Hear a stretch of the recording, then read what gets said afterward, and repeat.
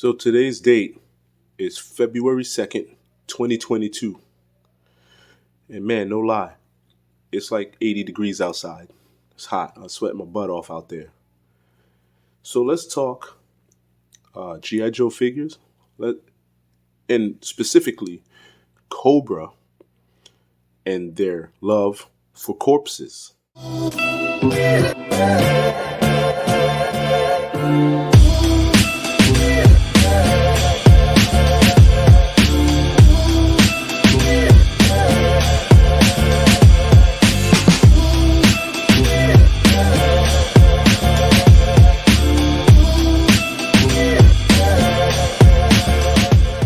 All right, ladies and gentlemen of the 3.75, 1/18 scale, 4-inch modern action figure community, I'm back again with another video. This time we're going to take a look at a toy corpse. Let's get right into it. So I believe the year was 1988, or it could have been 87, but I'm going with 88.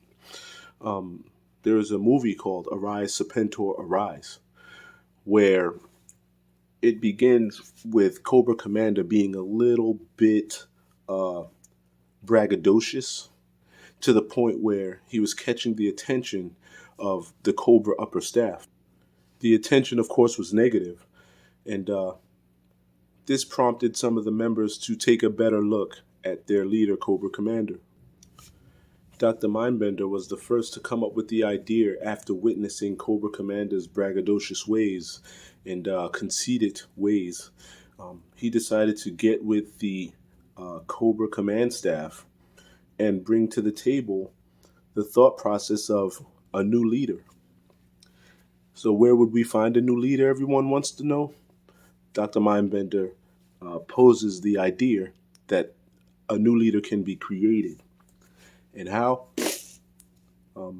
Pretty much with the DNA of past rulers, leaders, generals. So with that being said, they all agree and decide, let's try this, because Cobra Commander has become unbearable and pretty much unmanageable. Side note, this was the same time where, or the same episode where Sergeant Slaughter was first introduced on the G.I. Joe cartoon. I believe this was his first introduction on the cartoon. So what happened was, in their quest to begin searching for these past deceased leaders, they decided to ambush G.I. Joe, and they used a bunch of Cobra stuns, and they ended up ambushing G.I. Joe. And the way G.I. Joe was able to be ambushed is because they had a museum curator. I believe it was a museum curator who refused, or was he like a mayor or something? I'm sorry, I don't know. But he refused to allow G.I. Joe to come in with their tanks and their artillery. So they ended up finishing everything. They ended up finishing their trek on foot, where they were left vulnerable to be ambushed by Cobra.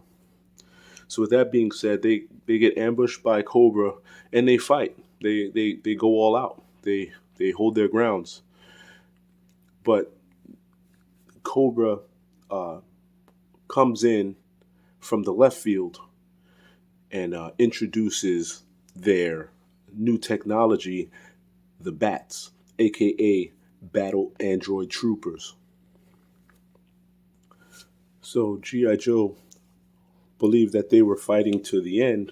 They were taking their last stand when Cobra Commander realizes there's something off in the distance. What is it?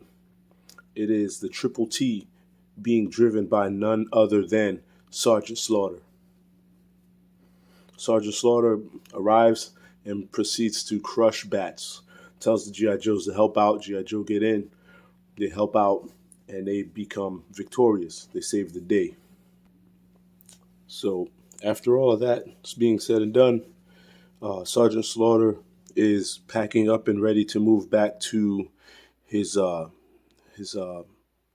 believe it's where he's stationed. But he is requested by G.I. Joe to stick around and help train the G.I. Joes. So he agrees, and a legend is born.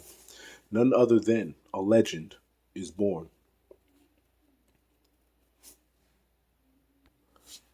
So, Dr. Mindbender decides to use a gadget known as the spiral of life to begin creating his new leader. DNA from numerous past, I guess, leaders, generals, you name it. They were looking at the Egyptian General Thoth. They were looking to grab Genghis Khan. I believe they even were looking for Count Dracula and numerous other leaders. One being which was one of those kings being Montezuma.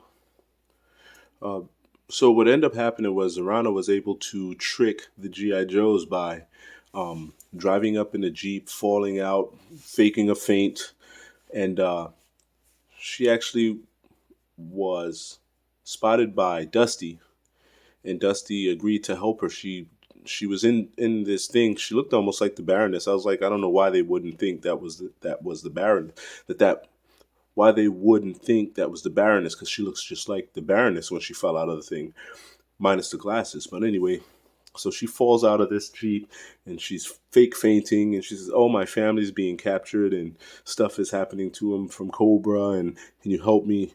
So Dusty agrees. He's like, "Hey man, we're gonna take care of you. We got you."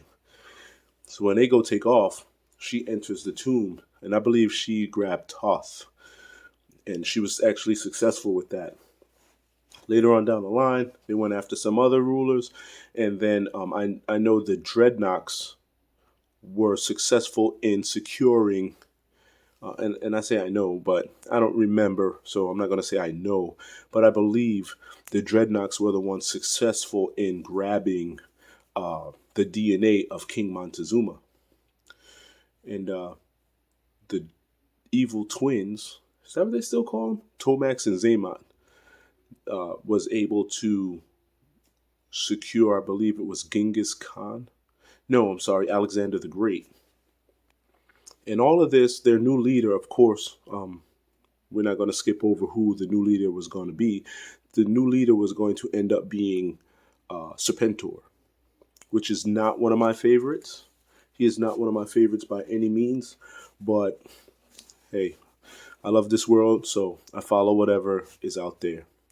So I say all of that to bring me to this Montezuma skeleton, which is the toy corpse that was released in, I believe, 2011, maybe 2000. I'm sorry, maybe 2008.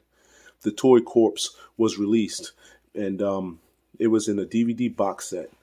And this was a very interesting character because he had no purpose for being there other than being a corpse. Now, I mean, G.I. Joe has released zombies and other type of figures, strange figures, but this one was made to be just a corpse. And if you look at him, he is not very articulate at all. He doesn't move much. Like, his hands are stuck in that. You can take the sword out of his hands. They come out very easily, but yet he doesn't have the same points of contact like all other G.I. Joes do. He is made solely to be a corpse. If you notice here, he has this crown.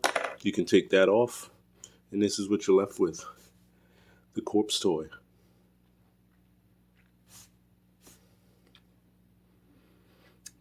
He's very highly detailed. I like him. I'm not a fan of him. I wouldn't. I guess like kind of like these characters back here. He would just be a corpse, or I would put him in something like that for him to, be resting on. I guess. 'Cause, I mean, there's nothing else to do with him but have him as a corpse. Now, I think G.I. Joe missed an opportunity to make great skeleton figures because this is nice. I mean, I like this, but I wish that he had more articulation. But like I said, these arms don't go down. They don't move. He doesn't have any knee joints. He does have some kind of like ab roll going here, but he doesn't have any abs.